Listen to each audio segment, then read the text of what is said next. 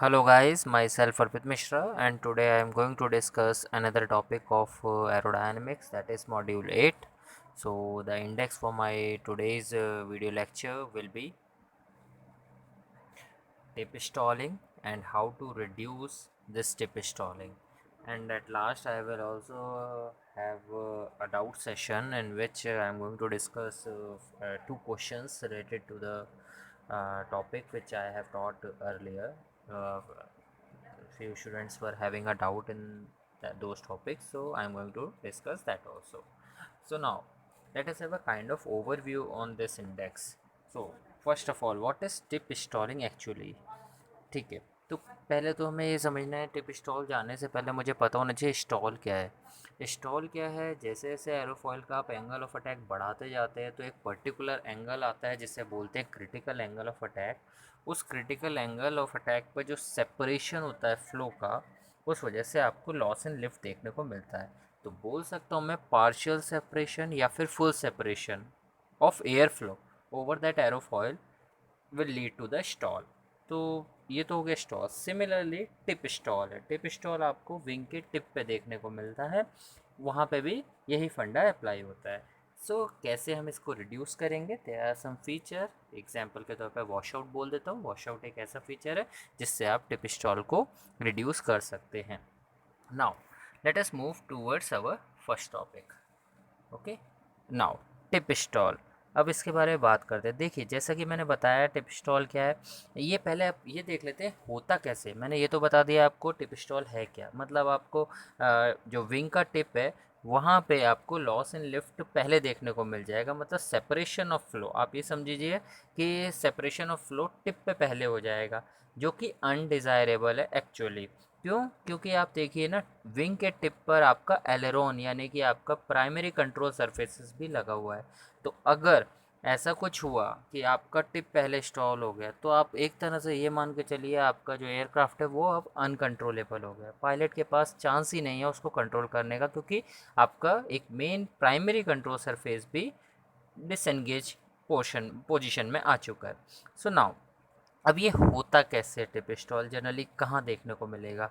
ये आप अगर एक एयरक्राफ्ट है वो मैन्योर कर रहा है स्लो स्पीड पे या फिर रोल करने की टेंडेंसी रख रहा है वेरी हाई स्पीड पे, तब टिप स्टॉल होने के ज़्यादा चांसेस होते हैं। इसके अलावा एक एयरक्राफ्ट मान लीजिए लैंड करने वाला है, और जब वो लैंड करने वाला है तो आप ड्यूरिंग लैंडिंग हमें पता है एंगल ऑफ अटैक हाई रहता है और लो स्पीड रहती है। तो उस केस में आप क्या कर रहे हैं, जैसे जैसे आप करीब आ रहे हैं तो आप जो सेंटर लाइन होता है रनवे का, वहाँ पे आपको रखना होता है अपना व्हील एयरक्राफ्ट का। तो सेंटर लाइन को अप्रोच करते वक्त, और मान लीजिए एक ब्रीजी मतलब एक एटमॉस्फेयर जो है ऐसा है कि थोड़ा सा मतलब हवा तेज़ी से एटमॉस्फेयर हम्प इज देयर, तो पायलट कंटिन्यूसली क्या ट्राई करेगा एयरक्राफ्ट को सेंटर लाइन पे रखने का। उस केस में क्या होगा, एयरप्लेन को वो जो आपके विंग है यानी कि एलरॉन की वजह से आगे पीछे करने की कोशिश करेगा। वहाँ पे आपको सडनली टिप स्टॉल जैसी टेंडेंसी देखने को मिलेगी। तो इस वजह से क्या किया जाता है, डिज़ाइनर क्या करते हैं जो, और मैन्युफैक्चरर क्या इसका मतलब आउटकम निकाले, उन्होंने क्या किया, जो हम देखते हैं टिप स्टॉल, उससे हमने बेहतर किया हम लोग को रूट से लेकर जो विंग का रूट है, रूट से टिप तक स्टॉल करें। मतलब विंग का रूट पहले स्टॉल हो देन टिप स्टॉल हो, ये हमने टेंडेंसी अप्लाई करनी शुरू करी with the help of manufacturer. So now first point, when an aircraft stalls, it is important aerodynamically that an aircraft stalls progressively from the root of the wing to the tip। तो हम लोगों ने क्या इस पे workout किया कि हाँ, ये एरोडायनेमिकली इंपॉर्टेंट भी हुआ, और इस पे हमने वर्क कैसे किया कि एयरक्राफ्ट जो है वो रूट पे पहले स्टॉल हो जाए as compare to the tip. अब ये कैसे? अब पहले चीज़ तो क्यों, तो मैंने आपको अभी रीज़न बताया कि अगर ये पहले मान लीजिए टिप इंस्टॉल हो जाए तो एलरोन जैसा हमारा प्राइमरी कंट्रोल सरफेस है, तो एयरक्राफ्ट को कंट्रोल करना डिफ़िकल्ट हो जाएगा। पहला रीज़न तो ये हो गया। और एक रीज़न मतलब आप ये है कि आपको सडन वार्निंग मिल जाती है अगर आप मान लीजिए मतलब ऐसा कुछ है, स्टॉल आपका विंग रूट पे पहले होता है, तो आपको कुछ पायलट को यानी कि पायलट को कुछ वक्त मिल जाएगा एक एक्शन लेने में, सर्टेन कोर्स ऑफ एक्शन लेने के लिए। तो आपको वाइब्रेशन इंड्यूस होंगी, तो आपको पहले से एक पता लग जाएगा कि स्टॉल टेंडेंसी रीच होने वाली है, आप critical angle of attack reach कर चुके हैं, तो यू हैव सम टाइम, और आपका primary control surface is also there, तो आप उसका इस्तेमाल करके कंट्रोल कर सकते हैं एयरक्राफ्ट को। तो पॉइंट देख लेते हैं। पहला है induce early buffet symptom over the tail plane.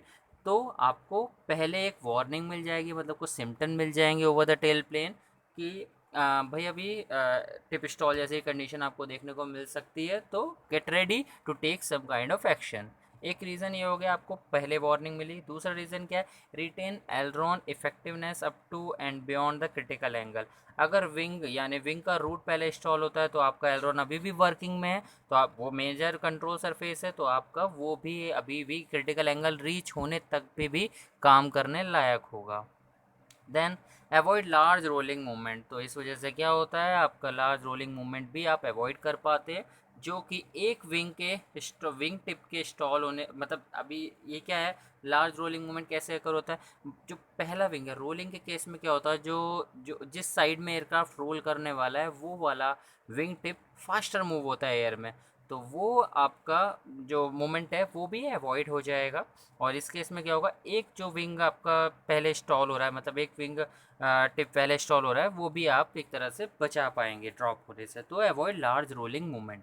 तो यहाँ पे हमने देखे 3 फ़ायदे। पहला, आपको पहले सडनली एकदम वार्निंग मिल जाएगी, induce early buffet symptom over the tail plane, then retain aileron effectiveness up to and beyond the critical angle, avoid a large rolling movement that would occur if one wingtip stall before the other causing wing drop। तो आपको ये 3 फायदे होंगे। Now आप ये diagram देख लीजिए, ये अनस्टॉल्ड पैटर्न दिखा है, आप देखिए जो बॉटम में आपको डाउन वॉश मिनिमम दिख रहा है। ओके, यहाँ पे देखिए ये विंग टिप आपके इसमें स्टॉल दिखाए हुए हैं, डाउन वॉश कैसा है आपका, मैक्सिमम है। मैक्सिमम डाउन वॉश इंडिकेट आपका इंड्यूस ड्रैग भी हाई हो जाएगा। तो ये चीज़ अपने को इंडिकेट कर रहा है कि अगर मेरा टिप स्टॉल पहले हो गया, तो इस केस में मुझे डाउन वॉश भी देखने को मिलेगा, और उसके साथ साथ मेरे को इंड्यूस ड्रैग भी देखने को मिल सकता है। Then how to prevent them. तो there are so many features, but मैंने यहाँ पे अभी मेन कॉमन की बात की है, तो मोस्ट कॉमन कौन से हैं, वॉश आउट है, रूट स्पॉइलर है, या चेंज इन सेक्शन। तो अब देखते हैं वन बाय वन कि ये कैसे इसमें इफेक्टिव है। ना पहले wash out. Wash out actually क्या है, वॉश आउट एक डिज़ाइन फीचर है जिसमें angle of incidence at the tip is less than the angle of incidence at the root. ये एक डिज़ाइन फीचर है जिसमें आप विंग को इस तरीके से डिज़ाइन करते हैं। तो अब ये फ़ायदा कैसे करेगा, पहले तो एक और पॉइंट इसमें मेंशन किया हुआ, it is a geometrical twisting of a wing. Now how it will help in reducing tip stalling. तो वॉश आउट क्या करेगा, आपके विंग टिप वोर्टिसेस को रिड्यूस कर देगा। विंग टिप वोर्टिसेस को रिड्यूस करने के साथ साथ ये क्या करेगा, विंग रूट जो है आपका, क्योंकि आपने इस समय रूट पे एंगल ऑफ इंसिडेंस हाई रख रखा है एज़ कम्पेयर टू टिप, तो जब एंगल ऑफ अटैक आपका बढ़ेगा, ठीक है, और critical angle of attack like 15 degree तक रीच करेगा, तो जो विंग रूट है, क्योंकि वो already high angle of incidence पे है, प्लस आपने एंगल ऑफ अटैक भी क्रिटिकल तक पहुंचाया है, तो यहाँ पे विंग रूट आपका पहले स्टॉल कर जाएगा, यानी कि फ्लो सेपरेशन जो है विंग रूट पे आपको जल्दी देखने को मिलेगा एज़ कम्पेयर टू टिप। तो वॉश आउट फीचर में क्या फ़ायदा हुआ, सिंस आपने angle of incidence near to the root high रखा हुआ है, इस वजह से आपको एंगल ऑफ अटैक बढ़ाने पे, क्रिटिकल एंगल ऑफ अटैक पे भी आपको विंग रूट पे फ्लो सेपरेशन जल्दी देखने को मिलेगा, तो स्टॉल आपका पहले वहाँ हो जाएगा। नाउ सी दिस डायग्राम, इसमें शो कर रखा है high angle of incidence at the root compare to the low incidence at the tip. इस डायग्राम में भी देखिए आप wing root, and this is what shown as wash out angle. Here also same, wash in and wash out. Wash in ऊपर, wash in क्या है, just wash out का opposite. Angle of incidence at the tip will be more as compare to the angle of incidence at the root. Now root spoiler. Root spoiler क्या है, ये actually एक stall strip की तरह काम करेगा। Root spoiler ये हम क्या करेंगे, स्मॉल स्ट्रिप है जो कि वेस्ट शेप की है, हमने लीडिंग एज पे लगा के रखा है। लीडिंग एज पे वेस्ट शेप का हमने स्ट्रिप लगा के रखा है, वो भी क्या, नियर द रूट। तो ये क्या करेगा, ये स्मॉल पहला पॉइंट इसका बोलता है root spoilers are small wedge shape device और strips fitted at the leading edge of the wing near the root. ठीक है, अब यहाँ पे क्या होगा, ये इस तरीके से रखा होगा कि स्टैग्नेशन पॉइंट जो है उसके अबाउट ये रखा होगा, जो कि नॉर्मल फ्लाइट में रहता है। स्टैग्नेशन पॉइंट का जहाँ पे velocity of the air flow zero हो जाती है, मतलब उसके अबाउट में हमने ये स्टॉल स्ट्रिप को रखा होगा। इसका फ़ायदा देखेंगे अभी। सो लो एंगल ऑफ अटैक पे तो इसका कोई इफेक्ट नहीं होगा, बट अभी हम बात करेंगे जब एंगल ऑफ अटैक बढ़ेगा। उससे पहले ये पॉइंट देखें, this makes this part of the leading as sharper, क्योंकि आपने वेज शेप लगा रखा है उसे शार्पर बना देगा, and it is difficult for the air flow to follow the contour of the wing at high angle of attack. तो low angle of attack पे तो कोई इफेक्ट देखने को नहीं मिलेगा, क्योंकि आपने स्टैग्नेशन पॉइंट के अबाउट ही इसको लगाया हुआ है। But high angle of attack करने पे क्या होगा, स्टैग्नेशन पॉइंट आपका लीडिंग एज से मूव करना शुरू करता है, मतलब विंग के नीचे जाने लगेगा। जब नीचे जाने लगेगा तो उस वजह से क्या होगा, आपका जो ये स्टॉल स्ट्रिप आपने जो लगाया लीडिंग एज पे रूट के पास, ये क्या करेगा, ये फ्लो के कांटेक्ट में आएगा। फ्लो के कांटेक्ट में आएगा तो यहाँ पे फ्लो सेपरेशन होना जल्दी शुरू होगा एज़ कम्पेयर टू टिप, क्योंकि टिप पे आपने ऐसा कोई डिवाइस नहीं लगाया हुआ है। तो at high angle of attack when stagnation point has move to the underneath of the leading edge के नीचे यानी कि विंग के नीचे जाना शुरू करेगा। विंग एक एरोफॉइल शेप ही ऑब्वियसली, तो एरोफॉइल शेप में आपका लीडिंग एज से नीचे की तरफ जाना शुरू करेगा। अब स्टैग्नेशन पॉइंट नीचे, लेकिन स्टॉल स्ट्रिप तो आपकी लोकेशन वहीं है। तो आपका क्या होगा, ये फ्लो जो रूट पे जो स्ट्राइक करेगा रूट पे, तो वहाँ पे ये डेविएट होगा और सेपरेट होना स्टार्ट होगा। तो यहाँ पे they lie in the air flow that is going over the top surface of the wing. So this makes the air over the wing root separate. Wing root पे आपका separation चालू हो जाएगा before countered leading edge of the wing tip. अब leading edge पे पहुँचते पहुँचते wing tip के वहाँ पे यानी कि विंग टिप लीडिंग एज पे ये जितना टाइम लेगा सेपरेट होने में, उससे पहले रूट पे सेपरेट हो जाएगा। हैंस आपका विंग रूट पहले स्टॉल हो जाएगा as compare to wing tip. So summarise करते हैं इस रूट स्पॉइलर को। तो पहला पॉइंट बोलता है stall strip does the opposite of a vortex generator and stall fence. vortex generator और stall fence are also the two things which we are using in order to reduce the tip stalling tendency। इन दोनों के opposite काम करता है। कैसे? vortex generator और stall fence आपका separation पे काम नहीं करते, लेकिन stall strip क्या कर रहा है, आपका सेपरेशन को कर रहा है, मतलब आपका जो फ्लो है उसको सेपरेट कर रहा है हाई एंगल ऑफ अटैक पे। ठीक है, वोटेक्स जनरेटर और स्टॉल फैंस ऐसा नहीं करते, ये अलग फंक्शन करते हैं, वो भी हम देखेंगे आगे। Now it does not stop a stall, ये स्टॉल को रोकता नहीं बल्कि उसको एनकरेज करता है। ठीक है, this encourage they encourage the stall to happen here because as mentioned before stall at the root of the wing is gradual and allow the pilot to have a time to react. इससे फ़ायदा क्या होगा, क्योंकि ये root stall करेगा, wing का root stall पहले कर देगा, तो पायलट के पास अभी टाइम होगा कि वो एलरॉन को इस्तेमाल करे या अपने कंट्रोल सरफेस को इस्तेमाल करे और एयरक्राफ्ट को कंट्रोल में ले आए। तो ये एक समरी थी इस रूट स्पॉइलर के लिए। आपको ये तीनों पॉइंट याद रखने हैं। स्टॉल स्ट्रिप या रूट स्पॉइलर आपका काम करता है अपोजिट वोटेक्स जनरेटर और स्टॉल फैंस के। ठीक है, और स्टॉल स्ट्रिप एक्चुअली क्या है, ये वेस्ट शेप का एक स्ट्रिप है जो कि हमने रूट के विंग के रूट के लीडिंग एज पे लगा के रखा है, ताकि वहाँ पे फ्लो जल्दी सेपरेट हो जाए और स्टॉल टेंडेंसी देखने को मिले, यानी कि रूट विंग हमारा पहले स्टॉल हो जाए। Now change in section. Change in section, अब ये हमारा थर्ड वो है कि थर्ड पॉइंट है। नाउ इसमें क्या है, पहला पॉइंट बोलता है change in the aerofoil section by increasing the camber over certain part of aerofoil ensure that the wing has a gradual stalling characteristic from the root to tip. Again यहाँ पे क्या है, आपने एक यानी कि लीडिंग एज जो है, लीडिंग एज ऑफ का wing root, leading edge of wing root पे आपने हाई कैम्बर दे के रखा है। अब वहाँ पे अगर आप चेंज करते हैं, क्योंकि हाई कैम्बर और टिप के कंपैरिजन में हाई कैम्बर है, तो क्या होगा, कैम्बर ज़्यादा है तो प्रेशर डिफरेंस भी ज़्यादा होगा, तो वहाँ पे हाई एंगल ऑफ अटैक पे आपको सेपरेशन जल्दी देखने को मिलेगा। तो इस वजह से अगेन विंग जो है आपका विंग रूट की तरफ से जल्दी इंस्टॉल होगा। तो the change in camber of different section alter the point of separation point over that section. उस पर्टिकुलर सेक्शन पे आपका सेपरेशन पॉइंट है, उस पर वर्कआउट करेगा। So by designing the wing with more camber at the wing root will ensure that the air separate over the root section first producing the stall. Any how change in section में क्या बोल रहा है, आपने जो wing root है वहाँ पे हाई कैम्बर प्रोवाइड करके रखा है। हाई कैम्बर प्रोवाइड करने से इवन आपने अगर नहीं भी तो आपने इस तरीके का सेक्शन लगाया कि अगर आप चेंज कर रहे हैं कैम्बर को, कोई ऐसा पार्ट लगा रखा है जो मूवेबल है, जैसे कि स्लैट वगैरह हैं, आप उन्हें मूव कर रहे हैं तो कैम्बर इंक्रीज़ करते हैं। तो इंक्रीज़ करके आप एक्चुअली क्या कर रहे हैं, सेपरेशन क्रिएट कर रहे हैं। सेपरेशन क्रिएट करने से आपका जो विंग रूट है वो पहले स्टॉल हो जाएगा एज़ कम्पेयर टू टिप। सो अब ये डायग्राम देखिए आप, इसमें इलिप्टिकल विंग, रेक्टेंगुलर विंग और आपका ये मॉडरेट टैपर विंग और हाई टैपर विंग और स्वेप्ट विंग और पॉइंटेड विंग दिखाए हुए हैं।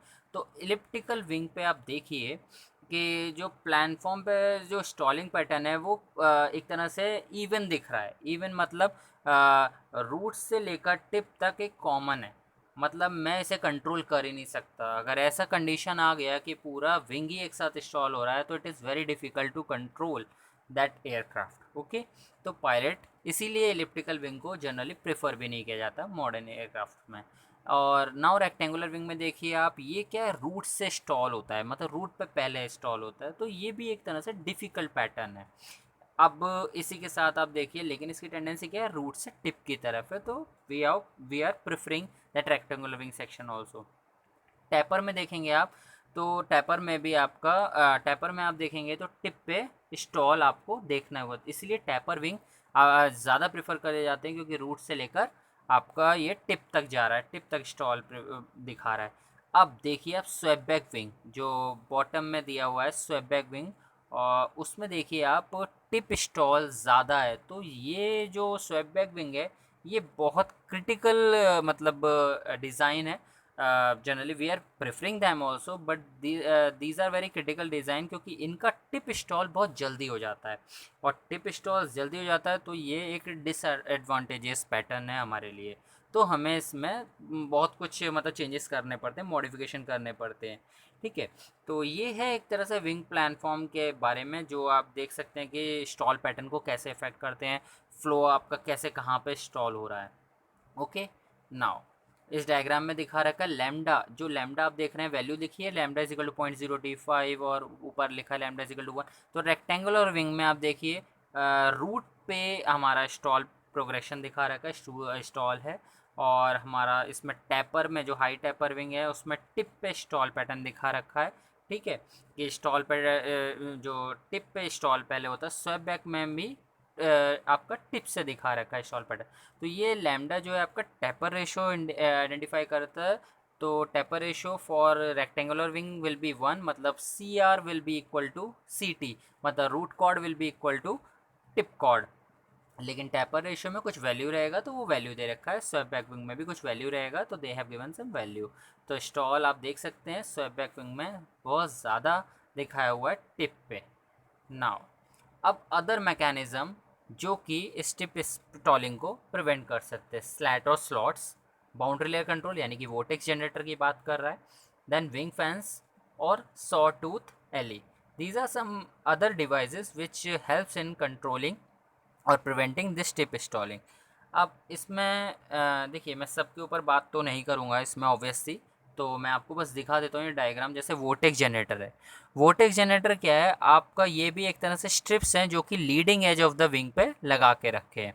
ठीक है, और ये क्या कर रहे हैं, ये अगेन देखिए आप अगर देख पा रहे हैं तो ये एलेरोन के पास ही मतलब लगा के रखे हुए हैं to direct the flow down over the aileron. तो ये क्या होता है, ये भी मेंटेन करते हैं पायलट का कंट्रोल। वो जब भी स्टॉल कंडीशन आएगी तो ये पायलट के कंट्रोल को मेंटेन रखते हैं, इस तरीके से इनको सेट किया जाता है। Can you see that? Okay, ये these are known as vortex generator. Okay, now उसके अलावा दिखाया हुआ है नॉच लीडिंग एज। तो यहाँ पे नॉच मतलब आप देख सकते हैं यहाँ पे एक गैप सा दिया हुआ है, ये भी हेल्पफुल है। एक डायग्राम में आपको आगे दिखाऊंगा जो वोटेक्स जो स्ट्रेंथ है उसको इंक्रीज़ और रिड्यूस करता हुआ। देन ये डॉग टूथ लीडिंग एज है, इसमें एक स्पेस दिया जाता है ताकि स्ट्रेंथ ऑफ वोटेक्स पे काम हो जाए। ये नॉच वाला और डॉग टूथ लीडिंग एज जो है इन पे स्ट्रेंथ ऑफ वोटेक्स को इंक्रीज़ और डिक्रीज़ करने के लिए काम में आते हैं ये। फिर बाउंड्री लेयर फेंस दिखा रखा है। ओके, लास्ट में ये पायलॉन और वोटिलॉन दिखा रखे हैं। ये सब क्या है, आपके टिप स्टॉल को रिड्यूस करने के तरीके हैं। तो वोटेक्स जनरेटर एक्चुअली आपको पता होना चाहिए, तो इसके बारे में मैंने आपको बता दिया। ये भी स्ट्रिप्स हैं जो कि आपके leading edge of the wing पे लगे हुए रहते हैं। नाउ मॉडर्न टेक्निक्स के बारे में करते हैं अब बात। अच्छा हाँ, मैं आपको स्टॉल फैंस के बारे में और बता रहा था कि स्टॉल फैंस क्या है। ये एक शीट है जो कि वर्टिकली रखी जाती है लीडिंग एज पे, ठीक है।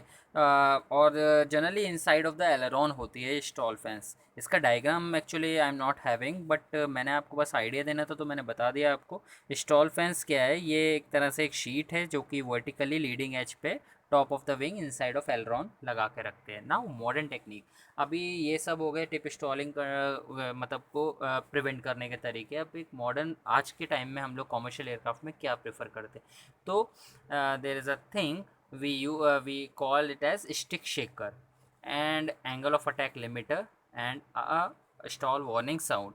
ये तीनों ही मिलके हमारे पास एक तरह से स्टॉल को, जो टिप स्टॉल टेंडेंसी है उसकी वार्निंग पायलट तक पहुंचा देते हैं, और पायलट को पता लग जाता है कि क्रिटिकल एंगल ऑफ अटैक आप रीच कर चुके हैं या उसके बियॉन्ड हैं, तो आपको एक्शन लेना होगा।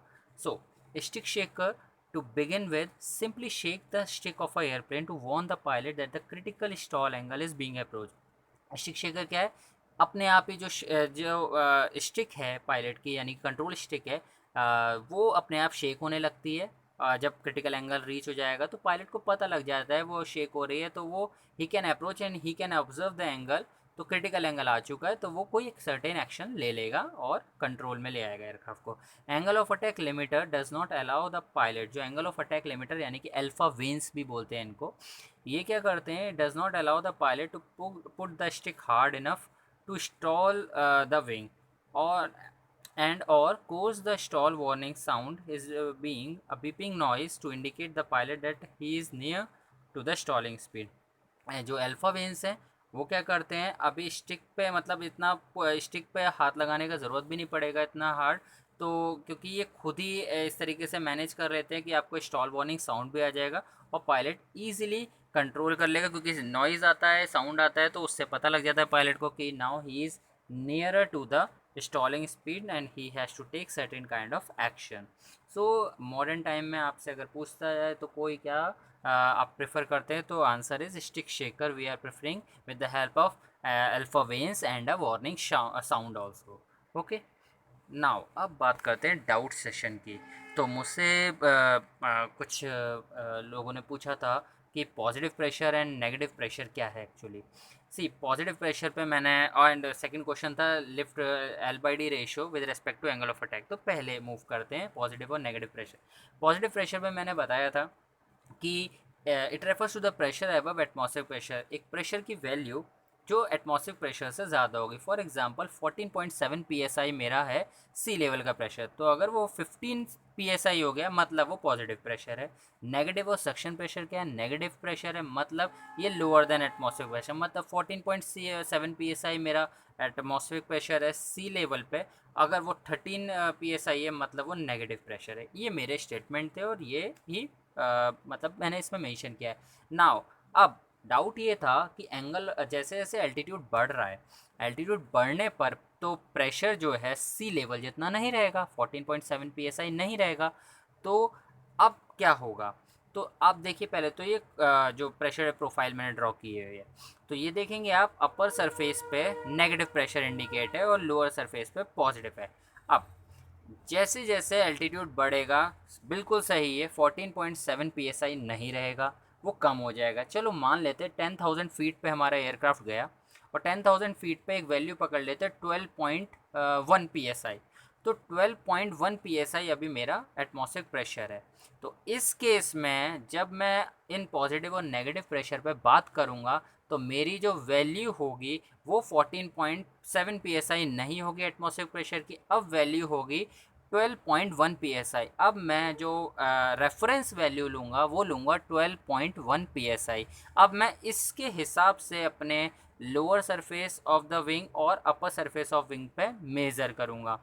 हालांकि हम सब जानते हैं कि विंग के लोअर सरफेस में ज़्यादा प्रेशर रहता है as compare to upper surface, इसीलिए आपको लिफ्ट मिलती है। लोअर जो एरिया है विंग का, उसमें हाई प्रेशर एरिया है, तो वहाँ पे जो प्रेशर होगा 12.1 से अगर वो ज़्यादा है, फॉर एग्जांपल 12.2 psi है, तो वो हो गया मेरा पॉजिटिव प्रेशर। और ऊपर मान लीजिए 11 पॉइंट समथिंग है psi, तो वो हो गया मेरा नेगेटिव प्रेशर। तो आपकी जो वैल्यू एक पर्टिकुलर एल्टीट्यूड पे होगी वो आपकी रेफरेंस वैल्यू होगी, और उससे आपको पॉजिटिव और नेगेटिव प्रेशर डिफाइन करने हैं। तो this is my answer for that particular question. अब सेकंड की बात करते हैं, L by D ratio. L by D ratio के लिए क्वेश्चन ये था कि जैसे इसमें मेंशन है कि maximum 6 degree angle of attack होता है जहाँ पे आपको बेस्ट लिफ्ट मिलती है और लीस्ट अमाउंट ऑफ ड्रैग से। तो क्या ये कॉमर्शियल एयरलाइन में भी एप्लीकेबल है, कॉमर्शियल एयरक्राफ्ट में? तो आंसर इज़ येस। तो कैसे येस, ये भी मैं बताता हूँ। देखिए, ये एक पर्टिकुलर एंगल ऑफ अटैक उसने दिया कि 6 डिग्री है, 4 to 6 का एक रेंज दे दिया। उसने बोला कि आपको इन एंगल ऑफ अटैक पे बेस्ट लिफ्ट मिलेगी with least amount of drag, but it doesn't imply कि मैं अपने एयरक्राफ्ट का एंगल ऑफ अटैक अभी बढ़ा ही नहीं सकता। Of course I will take those angle of attack to 15 to 16 17 18 maybe, मैं वहाँ तक भी लेके जाऊँगा। बट पॉइंट इज, क्या मेरे को ड्रैग उस समय कम मिलेगा? तो आंसर इज़ नो, मेरा ड्रैग बढ़ता जाएगा। तभी तो हमारा इंड्यूस ड्रैग जैसी चीज़ें आती हैं हमारे पिक्चर में। तो आपका यहाँ पे आंसर ये हुआ कि ये है ऑप्टिमम, यानी कि बेस्ट एंगल ऑफ अटैक, जिस पे आपको best L by D ratio मिल जाएगा कि आपका जो लिफ्ट है वो हाई अमाउंट का रहेगा with least amount of drag. लेकिन जैसे ऑफ आप एंगल ऑफ अटैक बढ़ाएंगे, यस हम बढ़ाते हैं, हम एंगल ऑफ अटैक बढ़ाते रहेंगे, हमको लिफ्ट भी ज़्यादा मिलेगा, लेकिन उसके हिसाब से ड्रैग भी हमारा बढ़ता जाएगा। लेकिन ये वो एंगल ऑफ अटैक है, यानी कि 6 degree angle of attack is the best angle of attack, जिसपे आपको हाई अमाउंट ऑफ लिफ्ट मिल रही है। फॉर एग्जाम्पल चलिए वैल्यू पकड़ते हैं, सी एल का वैल्यू पकड़ लेते हैं, जैसे कि इसमें दे भी रखा है। चलिए इसमें तो एल बाई डी रेशो को देखा, मान लीजिए सी एल का value you are getting approx 2, मान लीजिए 2 पकड़ते हैं सी एल का वैल्यू। तो आपको लिफ्ट की वैल्यू तो मिल गई 2, ठीक है, लेकिन ड्रैग की वैल्यू आप मान के चलिए इस समय लीस्ट अमाउंट ऑफ ड्रैग है, मान लीजिए 1 मिल रहा है। 2 से 1 एकदम हाफ मैंने कर दिया। जैसे आपने और बढ़ाया, मतलब एक तरह से आपने एंगल ऑफ अटैक बढ़ाया, तो सी एल की वैल्यू बढ़नी है, चलिए मान लीजिए 3 हो गई, लेकिन जो ड्रैग है वो भी हो सकता है 2.5 तक पहुंच जाए। तो मेरा कहने का मतलब यहाँ पे है ये कि जैसे जैसे एंगल ऑफ अटैक बढ़ाते हैं आपकी लिफ्ट भी बढ़ेगी, लेकिन उसके साथ साथ आपका ड्रैग भी बढ़ता जाएगा। लेकिन at 6 degree angle of attack आपका जो एल बाई डी रेशो है वो बेस्ट है, आपको बेस्ट लिफ्ट मिलेगी with least amount of drag. So guys, this much for today, and I hope you will have a idea whatever I have discussed in today's video session. Thank you.